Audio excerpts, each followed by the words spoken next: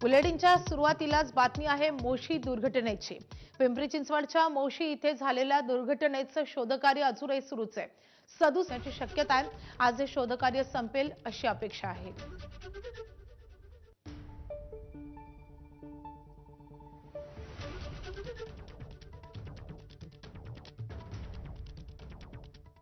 तर मोशी कचरा डेपोतील दुर्घटनाग्रस्त इमारतीबाबत एबीपी माझाच्या हाती एक धक्कादायक आणि गंभीर माहिती समोर आली आहे, जी 3 मजली इमारत कोसळून एका कामगाराचा जीव गेलाय आणि 8 कामगारांच्या जीवाशी तब्बल 67 तास खेळ झालाय।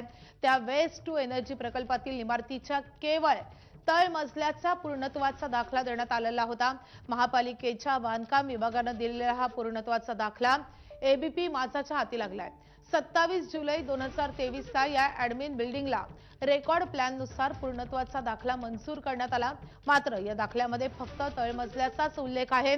मग पहिल्या आणि दुसऱ्या मजल्याच्या पूर्णत्वाचा दाखला देण्यात आला नाही का, असा प्रश्न एबीपी माझानं बांधकाम विभागाकडे विचारला असता पहिला आणि दुसरा मजला उभारण्यासाठी परवानगी मागण्यात आल्याचा कोणताही पुरावाच आमच्याकडे उपलब्ध नसल्याचं शहर अभियंता मनोज सेठे यांनी सांगितलं। त्यामुळे वरच्या 2 मजल्यांना पूर्णत्वाचा दाखला देण्याचा प्रश्नच उद्भवत नाही, हे यातून स्पष्ट झालंय।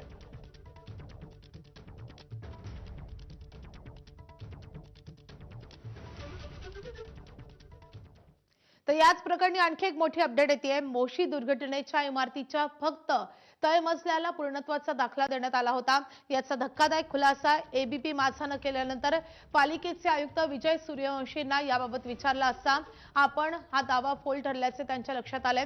त्यामुळे आयुक्तांचे भाषेमध्ये संताप जाणवलेला आहे। या सगळ्या प्रकारावरून आयुक्तांनी संताप व्यक्त केला आहे।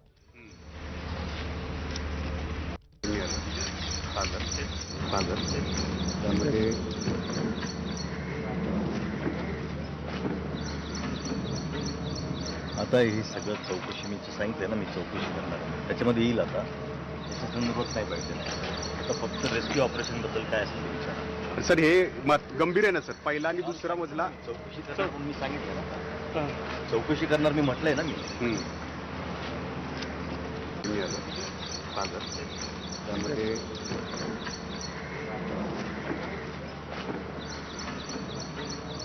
आता हे सगळं चौकशी मी सांगितलं ना, मी चौकशी करणार आहे, त्याच्यामध्ये येईल। आता त्याच्या संदर्भात नाही पाहिजे, आता फक्त रेस्क्यू ऑपरेशन बद्दल काय असेल विचार सर। हे गंभीर आहे ना सर, पहिला आणि दुसरा मजला चौकशी करणार म्हणून मी सांगितलं ना, चौकशी करणार मी म्हटलंय ना मी। त्यामध्ये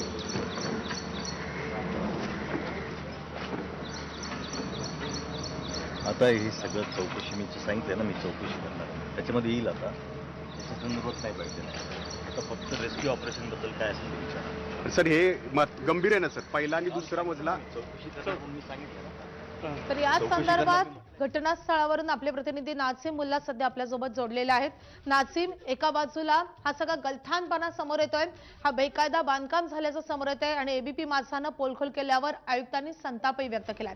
एकूणच या सगळ्या यंत्रणांना या प्रकरणाचं गांभीर्य आहे का, असा सवाल या निमित्तानं पुन्हा एकदा उपस्थित होतोय। माधवी, पहिल्या दिवसापासून आपण बघतोय की महानगरपालिकेचे आयुक्त डॉक्टर विजय सूर्यवंशी यांची भाषा जी आहे ती बदलत बदलत बदलत आता संतापापर्यंत या ठिकाणी आलेली आहे। आता आपण एबीपी माझानं धक्कादायक खुलासा केला की जी दुर्घटनाग्रस्त इमारत आहे, जी वेस्ट टू एनर्जी प्रकल्पाची ॲडमिन बिल्डिंग आहे, त्याच्या केवळ तळमजल्यालाच पूर्णत्वाचा दाखला मिळालेला आहे आणि पहिला आणि दुसरा मजला याला पूर्णत्वाचा दाखला मिळालेला नाहीये। मग ते कुठल्या नियमाच्या आधारे बांधलं गेलं आणि त्याला तिथं कॅन्टीन आणि जे त्यांचं कॉन्फरन्स रूम आहे ती कशी काय सुरू होती, तिथं कर्मचाऱ्यांना जाण्यास कुणी परवानगी दिली, असे प्रश्न या निमित्तानं उपस्थित झाले। कारण जो आत्ता कॅन्टीनचा पहिला मजला आहे त्या पहिल्या मजल्यावरतीच या ठिकाणी 8 जण आत्ताही अडकलेले आहेत। त्यांच्या जीवाशी या ठिकाणी गेली 66-67 तास जो आहे तो खेळ सुरू आहे आणि एकाचा जीव यामध्ये गेलेला आहे। त्यामुळे ही गंभीर बाब आहे आणि या गंभीर प्रश्नाबाबत आपण आयुक्तांना विचारण्याचा प्रयत्न केला तर आयुक्तांनी कसा संताप व्यक्त केला हे आपण बघतोय। त्यांची भाषा जी आहे ती थोडीशी संतापलेली आहे। आता केवळ मला बचाव कार्याबद्दल विचारा आणि याबद्दल मी चौकशी समिती लावलेली आहे आणि त्या चौकशी समितीत सगळं समोर येईल। पहिला मजला आणि दुसरा मजल्याला पूर्णत्वाचा दाखला होता की नव्हता, परंतु आयुक्तांनी हे लक्षात घ्यायला हवं की पहिलेच 24 तास उलटायच्या आत त्यांनी कशी भाषा केलेली होती. तर सुरुवातीला ते म्हणाले होते की ही नैसर्गिक आपत्ती आहे, यामध्ये कंत्राटदाराचा दोष नाही आहे, कुणाला जबाबदार धरता येणार नाही, गुन्हा दाखल करण्याची गरज पडणार नाही, असं पहिल्या 24 तासामध्ये आयुक्त बोलून मोकळे झालेले होते आणि त्यांनी कंत्राटदाराला क्लीन चिट देण्याचा प्रयत्न केला होता. दुसऱ्या दिवशी आपण पुन्हा एकदा त्यांना भेटलो तर ते नैसर्गिक आपत्ती आहे याच्यावरती ठाम होते, मात्र चौकशी करू यावरती ते आले आणि त्यांनी एक यू टर्न घेतला आणि आज तिसरा दिवस आहे. आपण या ठिकाणी मोठा खुलासा केला. एबीपी माझानं सगळं समोर आणलं की केवळ तळमजल्याला पूर्णत्वाचा दाखला आहे. पहिला आणि मजला जिथं आत्ता 8 जण अडकलेले आहेत, एकाचा जीव गेलाय, त्या इमारतीला कुणी पूर्णत्वाचा दाखला दिला नसताना सुद्धा तिथं कशा प्रकारे हे कॅन्टीन आणि कॉन्फरन्स रूम कशी काय सुरू होती आणि याबद्दल आता आयुक्तांना विचारलं तर आयुक्त आता संतापलेल्या भाषेत या ठिकाणी उत्तरं देत आहेत. मी याबद्दल काहीही बोलणार नाही, चौकशी समिती लावली आणि चौकशी समितीमध्ये सगळं समोर येईल. परंतु आयुक्तांनी हे लक्षात घ्यायला हवं की तिथं एक जणाचा जीव गेलाय, 8 जणांच्या जीवाशी गेली 67 तास खेळ सुरू आहे. अशा प्रसंगी आयुक्तांनी संताप व्यक्त करण्याऐवजी प्रश्न उपस्थित झालेत त्याला उत्तर द्यायला पाहिजेत. कारण आयुक्तांनी सुरुवातीला म्हटलं होतं की ही इमारत नियमाला धरून आहे, सर्व निकषांचं पालन करण्यात आलेलं आहे आणि आता समोर येतंय की ही विनापरवाना पहिला आणि दुसरा मजला आहे, निकषाचं पालन या ठिकाणी झालेलं नाहीये. त्यामुळं आयुक्तांनी आता केवळ संताप व्यक्त करून चालणार नाही, उत्तरं देणे गरजेचं आहे आणि ज्यांनी म्हणजे जे पर्यावरण विभागाचे कार्यकारी अभियंता असतील, ज्यांनी यासाठी सगळा पाठपुरावा केलेला होता आणि पूर्णत्वाचा दाखला मिळालेला नसताना तिथं हे बांधलेलं आहे आणि ज्या कंपनीकडे कंत्राट आहे ते अँथोनी कंपनीवरती सुद्धा काही कारवाई करणार आहेत का? केवळ चौकशी लावून चालणार नाहीये, गुन्हे दाखल करण्याची गरज पडणार आहे. कारण ती दोष देण्याची गरज नाहीये, कारवाई करण्याची गरज नाहीये, गुन्हा दाखल करण्याची गरज नाहीये असं आयुक्त म्हणाले. त्यासोबतच प्रश्न विचारण्यात आलेला होता की ही जी 3 मजली इमारत आहे ती नियमाला धरून आहे का, सर्व निकषांचं पालन यामध्ये करण्यात आलेलं आहे का, सुरक्षा भिंत त्या ठिकाणी का नव्हती. तर आयुक्तांनी हे सुद्धा दावे फोल केले आणि सगळं नियमाला धरून आहे असं या ठिकाणी सांगण्यात आलं. या इमारतीच्या अवघ्या काही 30 ते 50 फुटावरती हा कचऱ्याचा डोंगर होता. तो कचऱ्याचा डोंगर तिथं दिसतोय. इमारतीच्या काही 20-25 फूट वरती हा डोंगर कचऱ्याचा लागलेला होता. मग तो सुद्धा नियम या ठिकाणी पाळण्यात आलाय का, निकष पाळण्यात आलाय का? आयुक्त ठामपणे म्हणत होते की हो, हा नाचे, निकष मी या तुम्हाला ठिकाणी. अगदी थोडंसं थांबवते कारण ठाकरेंच्या शिवसेनेच्या उपनेत्या सुषमा अंधारे सध्या आपल्यासोबत आहेत. ताई नमस्कार.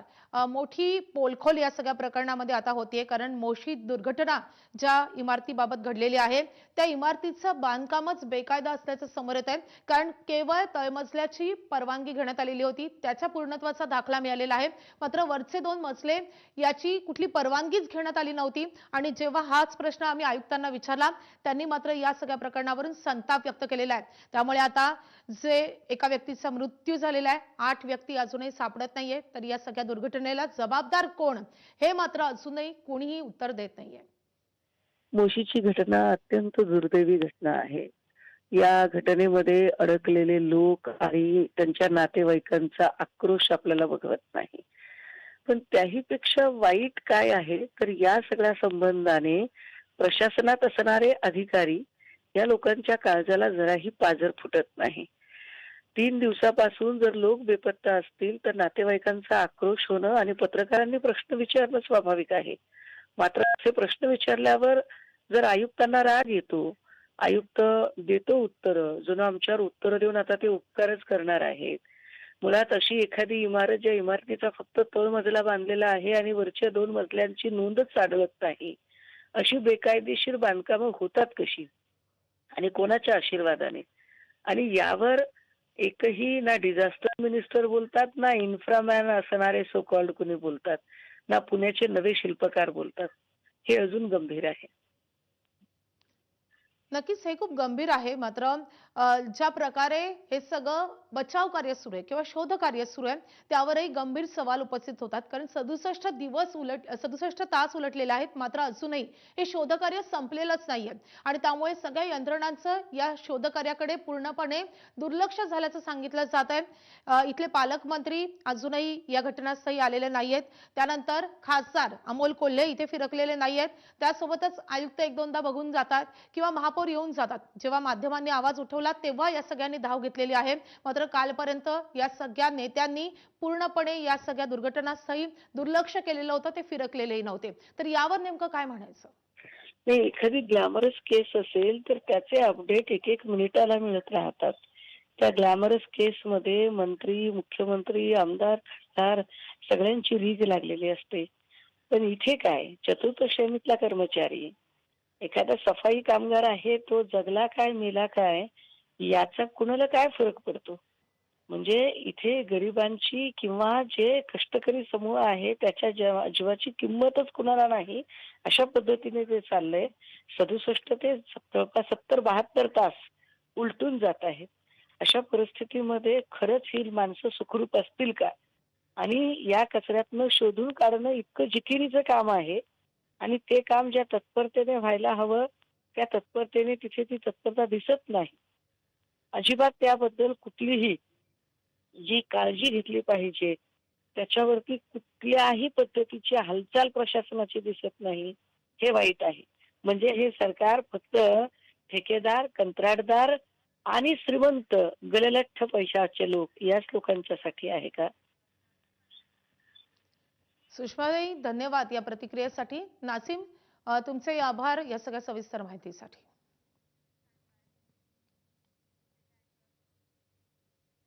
तर मोशी दुर्घटनेतील कर्मचाऱ्यांचे नातेवाईक आता आणखीनच संतापलेत. रात्री उशिरा त्यांनी पिंपरी चिंचवड महानगरपालिकेचे अतिरिक्त आयुक्त कुलदीप जंगम यांना घेराव घालत काही प्रश्न विचारलेत. आम्हाला उत्तर पाहिजे, दगाफटका झाला तर त्याचीही भरपाई पाहिजे. मंत्री आले, आमदार आले, महापौर आले, त्यानंतर आम्हाला कुणीही स्टेटमेंट दिलं नाही. याची जबाबदारी घेणार नक्की कोण? 15 दिवसांपूर्वी कामाला लागला होता, नुकतंच त्याचं लग्नच झालंय. अक्षय गायकवाडला लहान लहान मुलं आहेत. आम्हाला उत्तर द्यायला कोण पुढे येत नाही? जबाबदार अधिकारी का उत्तर देत नाहीत? आम्ही कुणाकडे जायचं? तुम्ही आमच्या बरोबर चला, आमच्या नातेवाईकांना दिलासा द्या, अशा शब्दात त्यांनी आपला संताप व्यक्त केला आहे.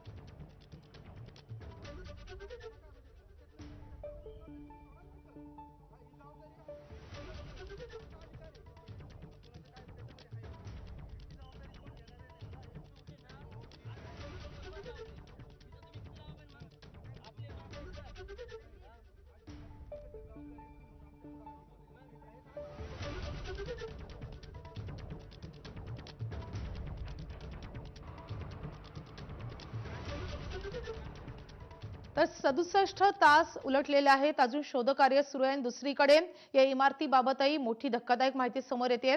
पिंपरी चिंचवड महानगरपालिकेचे महापौर रवी लांडगेट सध्या आपल्या सोबत आहेत.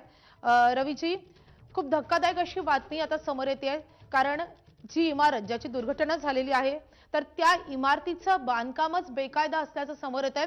पूर्णत्वाचा दाखलाच या संपूर्ण इमारतीचा नव्हता, केवळ तळघराचा होता, असं धक्कादायक वास्तव आता समोर येत आहे.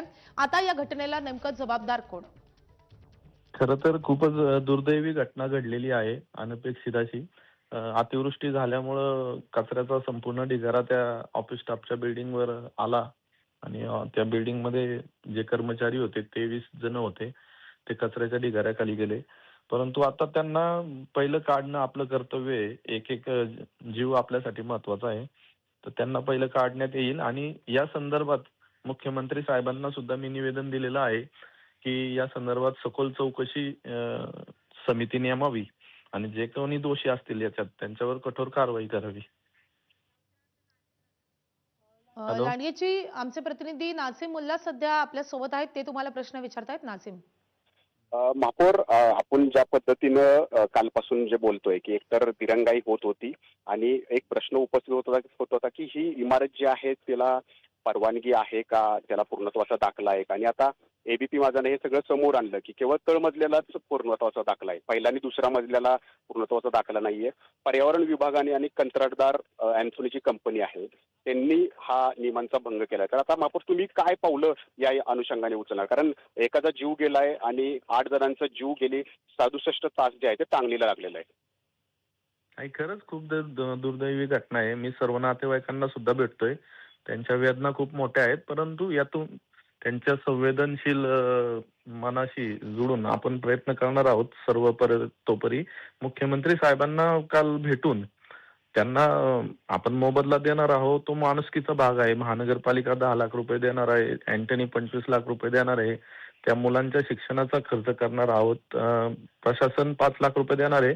हा भाग वेगळा, परंतु यामध्ये जे दोषी आहेत त्यांची सखोल चौकशी व्हावी यासाठी चांगली समिती नेमावी आणि त्यातून जे सत्य बाहेर येईल त्यामध्ये कसली काटकसर न करता त्यांच्यावर कठोर कारवाई करावी असं मुख्यमंत्री साहेबांना काल निवेदन देऊन आलं भेटून.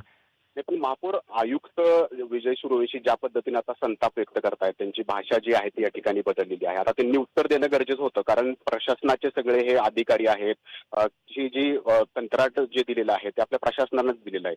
अशा वेळेला जे आयुक्त आधी म्हणत होते की नैसर्गिक आपत्ती आहे, मग म्हटले की चौकशी करण्याची गरज नाही, कंत्राटदाराला दोषी धरण्याची गरज नाही. आता जे खुलासे होत आहेत, जे एबीपी माझानं पुरावे समोर काढले, त्यातून स्पष्टपणे दिसतंय की पर्यावरण विभाग आणि कंत्राटदाराची तर यामध्ये चूक आहे आणि आयुक्त या ठिकाणी संताप व्यक्त करतायत. आयुक्तांची ही भाषा बघून काय वाटतं तुम्हाला ज्या पद्धतीनं, कारण अनेकांचा जीव तर यामध्ये धोक्यात आहे. नाही, आयुक्त साहेब 4 रात्र झाले झोपले नाहीयेत, त्यामुळे त्यांना थोडा स्ट्रेस आला असेल, परंतु त्यांना सुद्धा मी बोललेलो आहे या बाबतीत. पर्यावरण विभाग जे आपलं गेल्या 10 वर्षापासून काम करतंय या शहरात, त्या 10 वर्षाचं ऑडिट आपण करायला लावू. म्हणजे ते नदी सुधार प्रकल्प असेल, वेस्ट टू एनर्जी प्रकल्प असेल, STP प्रकल्प असतील, या सर्वांचं 10 वर्षाचं ऑडिट करा. त्यामध्ये जे सत्य बाहेर येईल त्यानुसार दुर्घटना घडल्यानंतर हे ऑडिट वगैरे होत राहतात, परंतु ज्या पद्धतीने तुम्ही म्हणताय की आयुक्तांवरती स्ट्रेस आहे, या 8 व्यक्तीचे सगळे नातेवाईक सुद्धा इथं तेवढेच तास म्हणजे 66-65 तास इथं आहेत, त्यांच्यावरती किती स्ट्रेस असेल, कारण त्यांचे व्यक्ती आतमध्ये अडकलेत. आयुक्तांनी जी घाई केलेली होती की चौकशी करायची गरज नाही, नैसर्गिक आपत्ती, ही जी घाई त्यांनी केलेली होती, मग आता ही घाई चौकशीसाठी का होत नाही, दोषींवरती कारवाई करण्यासाठी का होत नाही? कारण इथं सगळेजण आस लावून बसलेले आहेत की आपले 8 नागरिक कधी बाहेर येणार. आयुक्तांवरचा ट्रेस आपल्याला दिसतोय, परंतु मग या नातेवाईकांच्या ट्रेसचं काय करायचं? म्हणजे चौकशीची घाई करायची नाही, कारण प्रायोरिटी कशाला दिली पाहिजे ना. आपण पहिल्यांदा त्या नागरिकांना बाहेर काढून त्या कुटुंबाच्या हातात सोपवलं पाहिजे ना आहेत त्या परिस्थितीत. त्यासाठी आयुक्त प्रयत्नशील आहेत, त्यांच्याच भावनांचा आदर करत लांडगेजी, आहेत. तुम्ही म्हणताय की प्रायोरिटी या लोकांना बाहेर काढण्याला दिली पाहिजे, मात्र मग ती प्रायोरिटी का दिसत नाही, ती तत्परता का दिसत नाही? 67 अहो, तास उलटलेले आहेत, आ- मात्र अजून ते 8 नागरिक आतमध्ये कुठल्या स्थितीत आहे हे समजू शकत नाहीयेत. आणि नातेवाईकच आरोप करतायत की अतिशय गलथानपणा चाललेला आहे, खूप धीम्या गतीने हे सगळं बचाव कार्य सुरू आहे. मग याला कोण जबाबदार आहे? बचाव कार्याला एक प्रोसेस असते मॅडम. कचऱ्याचा ढिगारा एवढा मोठा होता, जर कचऱ्याचा ढिगारा पहिला बाजूला काढायला लागतो आणि डायरेक्ट आपण कन्स्ट्रक्शनला हात घातला आणि कन्स्ट्रक्शन पुन्हा खाली आलं, तर त्या नागरिकांना परत बाहेरच काढता येणार नाही अशी परिस्थिती आहे. त्यामुळे स्टेप बाय स्टेप जे पद्धतीने प्रोसेस चालू आहे त्या पद्धतीने ते बचाव कार्य करावं लागतं. त्याला एक सिस्टीम असते, त्या पद्धतीने ते चालू आहे. आणि पाऊस नाही त्यामुळे ते जलद गतीने चालू आहे. आता काल बिल्डिंग पण पूर्ण क्रश करायला चालू केलेली आहे. आता पूर्ण बिल्डिंग जशी आपण डिमॉलिश करतो, जिथं अतिक्रमण कारवाई करतो, त्या पद्धतीने ती बिल्डिंग क्रश होईल आणि त्यातून ते नागरिक बाहेर काढले जातील. लांडगेजी, आज क्रशची जी ही मशिनरी आहे ते मागवायला उशीर झाला का? कारण आपण काल ज्यावेळेला सकाळी इथं आलेला होतात त्यावेळेला तुम्ही म्हटलं होतं की तातडीनं म्हणजे कालच हे सगळं बचाव कार्य पूर्ण होईल आणि रात्री 10 वाजता या मशिनरी आल्या, तर उशीर झाला हे मशिनरी मागवण्यामध्ये प्रशासनाकडून? नाही, उशीर नाही झाला. पहिला कचरा काढणं बाजूला गरजेचं होतं आणि मी आल्यानंतर त्यांना सांगितलं अजून 10 मशिनी लावा. त्यांनी त्या लावल्या, कचरा सगळा बाजूला काढला आणि मग क्रशिंगची प्रोसेस चालू होणार होती. आणि काल रात्री क्रशिंग चालू झालं असं माझं आयुक्तांचं बोलणं झालं. आम्ही सोबतच होतो, मुख्यमंत्री साहेबांकडे गेलो तेव्हा.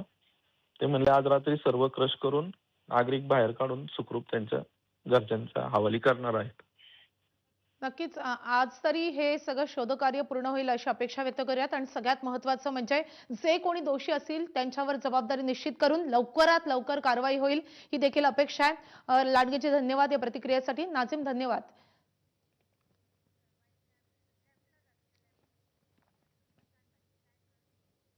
तर उपमुख्यमंत्री सुनेत्रा पवार आज मोशी दुर्घटनास्थळाला भेट देण्याची शक्यता आहे.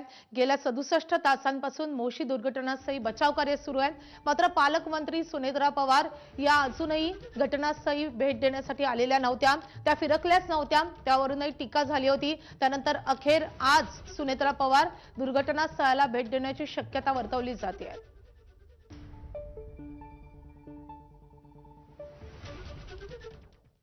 आता बातमी आहे ऑपरेशन टायगर संदर्भातील. ऑपरेशन टायगरचे एक्सक्लुसिव्ह पुरावे एबीपी माझाच्या हाती लागले. ठाकरेंच्या शिवसेनेच्या 6 खासदारांनी नुकताच एकनाथ शिंदेंसह जाण्याचा निर्णय घेतला.